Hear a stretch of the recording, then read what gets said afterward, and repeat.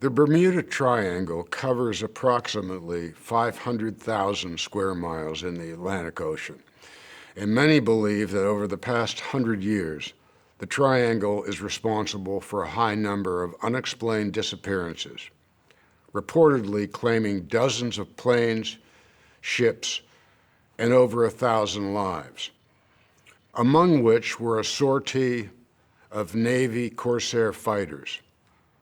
They took off and they disappeared. No radio contact, no wreckage, no explanation. Can you, I don't know, can you squeeze me in at 5? What? Hold on, shit, that's my, hold on. It's okay, baby. Shh. Can you make the formula? I'm gonna be home in...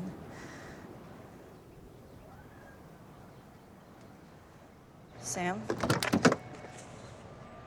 Sam? Daddy!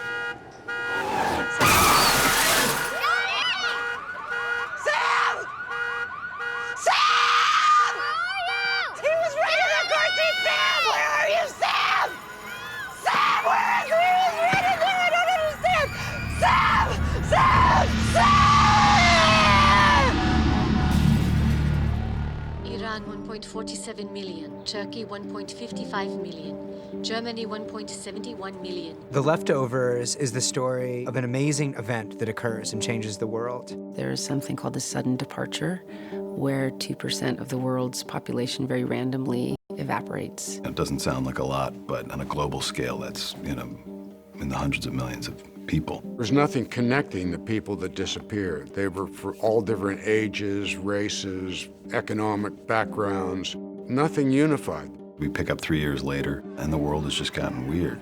The thing about the 3-year gap and picking up the story later is people have absorbed this blow and are really trying to figure out how do we go on from here. And now, for those who want to, let us pray for mercy and forgiveness and the return of those who have left us. The story concentrates on a small New York suburb of Mapleton, New York, where we have lost 100 people. Not bad people, children, families, babies, gone. Our story focuses not on the people who have gone, but the people who remain. We are watching the story of one family, and that family is led by a guy named Kevin Garvey. He's the chief of police in this town. One of the things that I actually loved about the character is that he basically is getting pulled from several different sides, from his family, from his job. His son, who is a college-age son, is wandering the country and completely and totally out of touch with Kevin. He's trying to find himself in the sense of, what is it all about? What is this? Why are we even here? And does it matter? Jill's Kevin Garvey's daughter. She is 17 and in high school. Not only is she like a high schooler that has to deal with all sorts of problems, but she's dealing with a dad who's not 100% focused on her because he is the chief of police and he has a lot of chaotic things to deal with. Kevin is basically just trying to put one foot in front of the other, do his job in a world that may be crumbling. Where were you? The departure. When it happened, where were you? Cleaning out a gutter. Where were you? At the laundromat. What could have happened? I mean, some people conjecture that it's the biblical rapture, but we don't know that for sure, and I think one of the things that's most intriguing about the show is that it's so ambiguous. Scientists are trying to find a scientific explanation. Everyone's trying to understand what this event was. In my early meetings with Damon, of course, that was my first question after reading the script was, what happened to everybody? And he, rightly or wrongly, basically just said, I'm interested in watching people in the show not know the answer to that question, because the reaction is more important than the event. People say you talk about what it wasn't because you don't know what it was. I know what it was.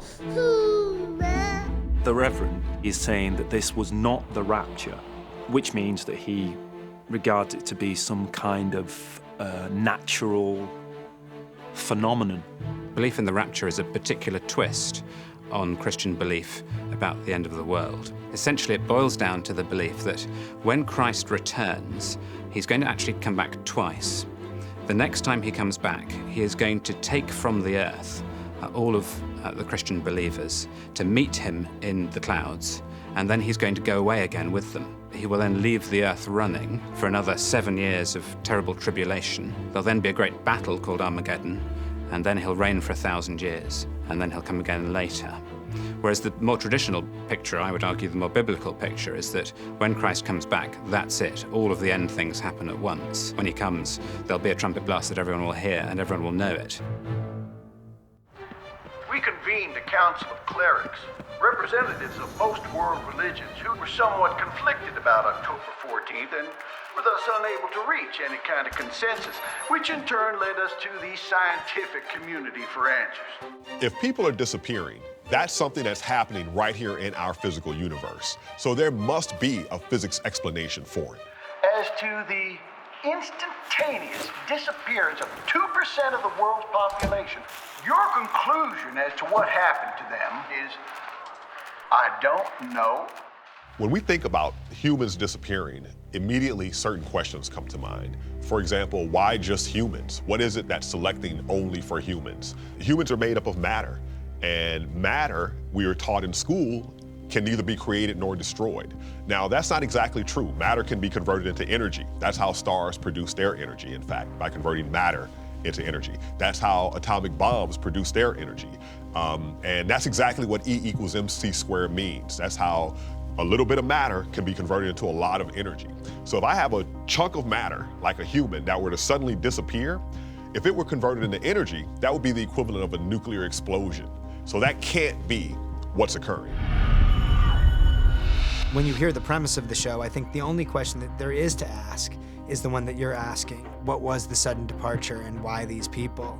But as the show goes on, my hope is that you become less invested in that question and more invested in the people that you're watching. So many of our loved ones were lost 3 years ago. We still wonder where they went and why. If 2% of the world's population did disappear, that would have a very disorientating and disruptive effect on the world and society, because it would be something that people couldn't understand or accept. I think if you experience that kind of grief and loss, which is what the town goes through, and no explanation, for some people, life changes completely. In my view, you would have something like a breakdown of society, because the moral glue that holds society together is suddenly disrupted. Everyone's sort of standing back and taking a breath and asking themselves what they believe in now. I think it's tempting to think that after some kind of catastrophic event, people become more religious, or they become more interested in religion.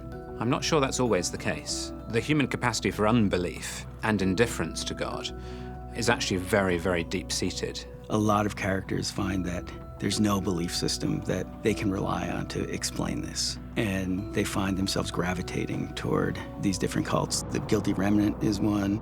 The Guilty Remnant is a new cult that is starting, certainly in Mapleton, but all over the world. You're not crazy. You're all businessmen, and some of your parents, and you just made this choice. What happened 3 years ago was a catastrophe from which you never recover. There is no meaning in the way you used to live, none whatsoever. The Guilty Remnant offers relief from that, and acknowledging, yes, life is over as we knew it. That is our premise. We know this. We're not trying to distract you and say, you know, you'll feel better. It's this, we get it. We really serve to remind people that that happened. So we're going to stand as living memorials to that. Where did they come from? What do they want? You don't even know who they are. We know who they were. People are attracted to cults if they're vulnerable and if they are looking for extraordinary degrees of certainty and guidance in their lives. Patty runs the Guilty Remnant and is one of those people who can take a strong stance and lead others to that stance. She just never lets go. They follow people around, and it's very strange, and we don't really know what they want or what they're up to. It's okay. Just ignore them. They're eating food that's just kind of slop that keeps them alive but doesn't particularly taste good. They're not having hot showers.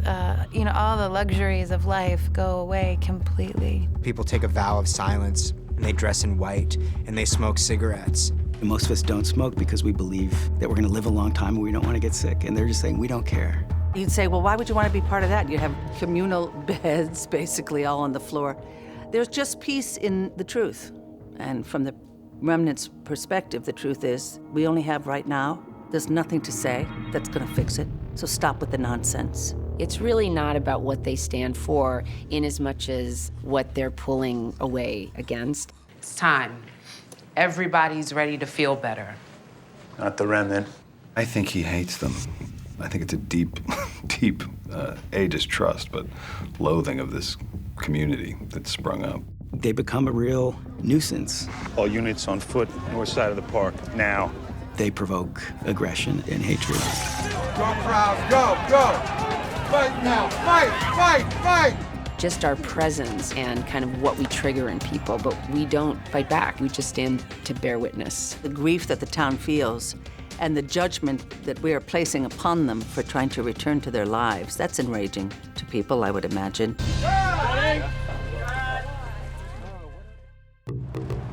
This Wayne, he's the real deal? It's as real as it gets. People call him Holy Wayne. Now, he doesn't call himself that, but I think he quite likes it. Can you help me? There's a great scene in the first episode where a senator comes to Holy Wayne. And we know that the senator's in a lot of pain. He's a very angry man. And the guy says nothing. And the senator begs him to do something. Can he help him? And the guy still says nothing. And then the next thing we know, this guy's walking out all smiling. I am no longer burdened. All gone. All gone. Holy Wayne, in a sense, is a cult leader and a prophet, and he has this inexplicable power to take people's pain away. By the point to which we reach the beginning of this series, he is at the height of his powers, but also a fugitive. He kind of exploits people using his power for his own financial benefit, and also surrounding himself with like a harem of young girls that are kind of his groupies. But Christine has a distinguished position among them. I love you. I love you too. She was just so young when the departure happened. She was like 13. And then after it, she ran away from home and she found Holy Wayne, and she becomes his spiritual wife, and he takes care of her. This girl is everything. Yes. Yes. In 1587, 117 English settlers arrived just off the coast of what is now North Carolina and formed the colony of Roanoke. John White, the newly elected governor, sailed back to England for fresh supplies. When he returned, the houses and other shelters were nowhere in sight. The village was abandoned, and its inhabitants had vanished without a trace. How could people really disappear? Is it a situation where people have been teleported? Is it a situation where we have multiple dimensions as are predicted by string theory, and somehow these people slip into another dimension? Whatever it is, it's something that takes place via some mechanism, and it can be uncovered. When we study physics, there's two things that we as humans know are true. Number one, we don't understand everything. And number two, we will understand more in the future. And those two things will forever be true.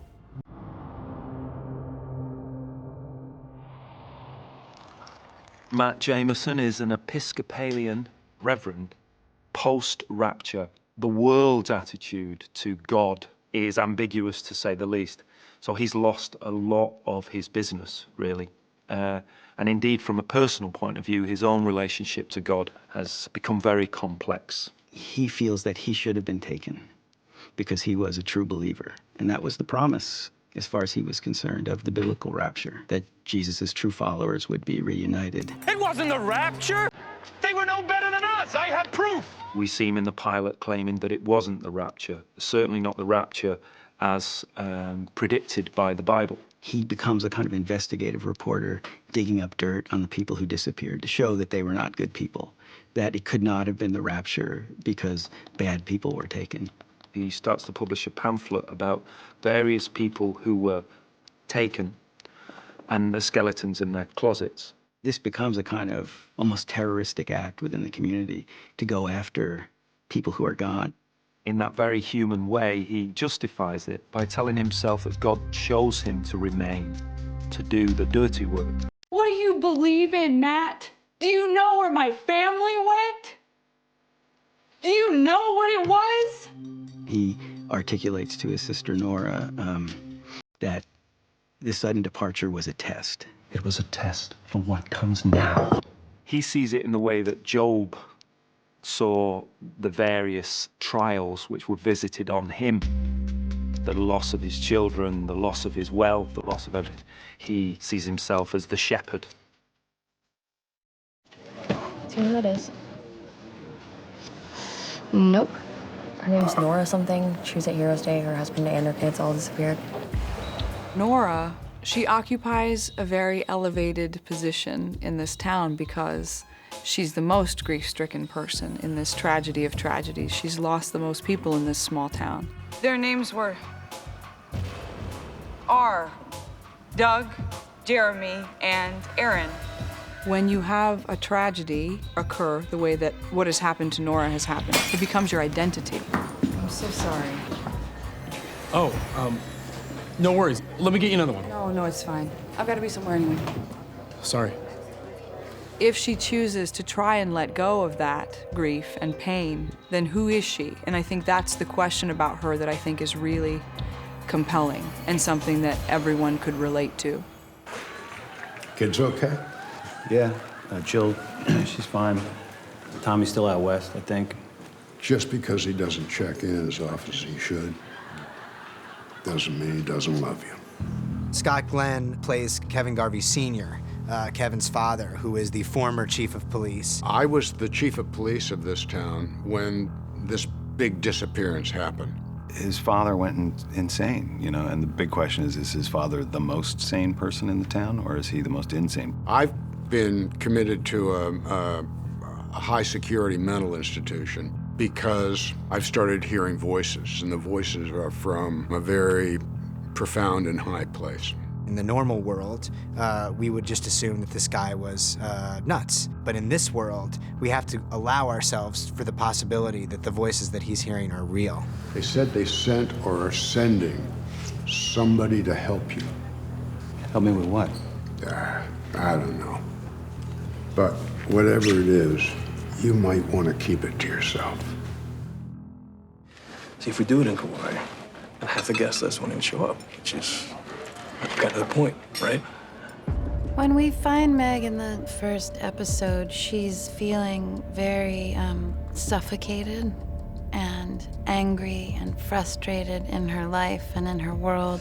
So I know that this is all a little overwhelming. Planning a wedding is a big deal. It's not actually. What? It's just a party, right? We're exchanging vows. That's not the wedding. She's got a lot of turmoil going on inside of her and a lot of angst. And then the GR show up and they're following me. Why are you following us? You're everywhere! Go! Away! Come on. In the pilot, Meg was written as a 20-something-year-old redhead. And there was only like one scene. For some reason, I fell in love with her and I was completely drawn to her. And I knew that I had to be her. Yo, ladies. Want to get stoned and play some ping pong? We're already stoned. Oh, okay. Then we can skip right to the ping pong. The overall effect of, in an instant, if 2% of the world's population disappeared, is that it could happen again at any time without warning. Everyone's having a different reaction. Everyone's trying to come to terms with it in their own kind of way. The teenagers in particular are getting pretty hedonistic and disconnected and reckless, more so than teenagers usually are. They're pushing the limits, but I think teenagers are always doing that. It's just, it's amped up with the unknown. Tragedy can lead people to nihilistic ways of living. The young people are like, all bets are off. Nobody's going to college, so we might as well just like drink and get stoned. The kids are certainly less inclined to sit around and mope and wonder why this thing happened. But there is this magnification that occurs in a world that feels like it's spinning a little bit out of control. If something terrible happens and somebody can find no hope in the face of it, it's not really surprising that if they stare that fact in the eyes, so to speak. Perhaps they turn to a hedonistic way of living, just seeking pleasure because everything's meaningless and pointless. It was 1878 in Quincy, Illinois, when 16-year-old Charles Ashmore went to the well to fetch a bucket of water. When he didn't return, his father and sister set out to look for him. All they found were clear footprints in the snow that stopped abruptly. There was no sign of a struggle, just footprints that ended on the way to the well. He was simply gone.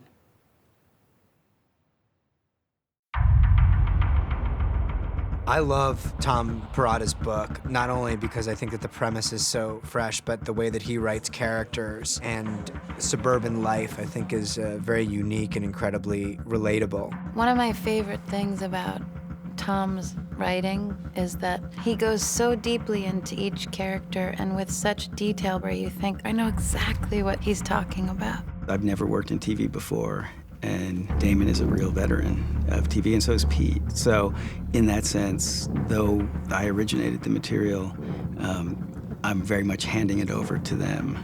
And can you go long on her? Yeah. Kind of pick her up. You can make her kind of dirty if you want. What is very different from the book and was immediately apparent is Tom has a little bit more of a satirical quality. The menace isn't quite as high. 60, take 2. Any translation of a book into a film requires that a new thing is created, and I'm totally fine with that. You'll see that with, say, the character Matt Jamison, a very minor character in the book, and he's become a kind of a major force within the show. And then there are characters like Dean, played by Michael Gaston, who aren't in the book. Lucy Warburton is not in Tom Perrotta's novel. This is a character that was developed for the adaptation. The most fundamental change on a character level was we took Kevin, who's actually the town mayor in Tom's book, and we made him the chief of police, because it just felt like that was a much more dynamic job. And more importantly, if you're living in a world that is teetering on the brink of insanity, a cop is going to be dealing with insane people on a regular basis in a way that the town mayor probably isn't. The book is more of a meditation on grief and loss, I think, than, well, just you got to action it up for TV. So they do. An unmanned merchant ship, the Mary Celeste, was found adrift in the Atlantic Ocean in 1872. The ship's cargo was intact, and there were no signs of bad weather or a mutiny, but the crew was gone, along with the captain and his entire family. They were never to be found. One of the most well-known mysterious disappearances is the whole crew of the ship, the Mary Celeste. Perfectly seaworthy ship with a valuable cargo is found drifting in the Atlantic Ocean with nobody on board. The lifeboat was missing. There was no lifeboat found. Their fate is probably obvious if you think about the just capsized and they were drowned. The big mystery is what caused them to get into the lifeboat. Why get into a little boat when you have a perfectly seaworthy big boat to which nothing seems to be wrong with it? The lost colony of Roanoke Island, which was one of the earliest English settlements in the New World, is a most intriguing story. A man named White had to come back to London to arrange for further supplies to be sent. Unfortunately, it was for 3 years before he got back. When he got back, there was nobody there. It wasn't clear what had happened to the people. He did find the letters Croatoan on a tree, which was the name of both a neighbouring island and a neighbouring tribe. Nobody really knows what happened to the colonists in those 3 years. It's still a mysterious disappearance. Louis Le Prince is an interesting story. He is now, I think it's fair to say, recognized as having invented the moving picture. He was in the process of taking his invention to America. He got on a train with his luggage and he was never seen again. The interesting thing there is that the luggage disappeared as well. So did he, in fact, ever get on the train? There are all kinds of questions about that one, which make it a particularly interesting disappearance. Let's roll them. Hey, Mark. See, Mark! Here we go, folks. And action! Bring in my fighters. Come on down, guilty remnants. What Pete does and what Damon does is kind of a magic trick as far as I'm concerned. It's a high science for them. Every time Damon comes on set, it's like a radar kind of goes off in my head, and I look around for him, and then there he is, and it's like, hey, dude, like, what's this? And he's like, do you really want it? That's the famous Damon Lindelof line, do you really want to know? And it's so scary that usually I'm like, no, man, no, I don't want, no. There's a part of you that feels like he knows everything. He knows where this is gonna go and what's gonna happen, and that he's cast you for a reason, and he's asking you to do certain things for a reason, but you don't know yet because something else is gonna happen. You can even lose, I'm not sure if you Damon basically just crushes down on every character, every scene. He really, gets in the sandbox and drills down on all this sort of character stuff. We've had a little bit of talk about where things were going, but I have to say, most of it has been a surprise to me. Sometimes because it's a surprise to them what Nora is doing, I think. He wants to live in the moment. These characters are impacting on him and his writers as they're impacting on the audience and on us. And what I love is I don't know where I'm going. It's how I watch television, just one episode at a time. So as an actor, it's just one script at a time for me. And I find that to be the healthiest way for me to work. It's great when it's a sort of surprise, because life is like that. And this is a really strange slice of life. Vivi, go sit down again. Start from the top. Amy, will you come back in and exit again, please? Pete Berg, who's very energetic and crazy and amazing, and he loves to just throw everything as you think it's gonna happen away and just put you in these situations that feel really chaotic, but it creates this incredible tension and it makes everyone very free. But I really like something almost extreme, like real long lensy. Here, profile, face, tight on the eye, looks up. Pete has this kind of, whirling dervish kind of, insane macho, whatever you want to call it. He's just very aggressive about his directing style and the way he just throws cameras around. When I say approach, you guys are gonna slowly start moving in on them. He knows that there's a world that he could play in and that he could control his little characters on his video game through his monitor and tell them, go this way, do that, run with them, and the camera operators are gonna know that that might happen too. Oi! He's an improvising director, which is very rare. Okay, thank you all very much. Good job. Cutting. Second. I think the story is going to resonate with so many people in a very intimate way. Whatever the viewer's assumptions are about this rapture-like event should be a welcomed discussion. I hope that people will just relish the mystery and some of the ambiguity because, frankly, our lives are full of it. Let it happen to somebody else for a while. You killed. For great purpose, yes, but you killed. It just feels real. You feel like you're kind of peeking in on these people's lives. It's about what it is to be human. If we work very, very hard, and if we're committed to our vision, it's possible that we might make something that feels different or new. Cut! And cutting.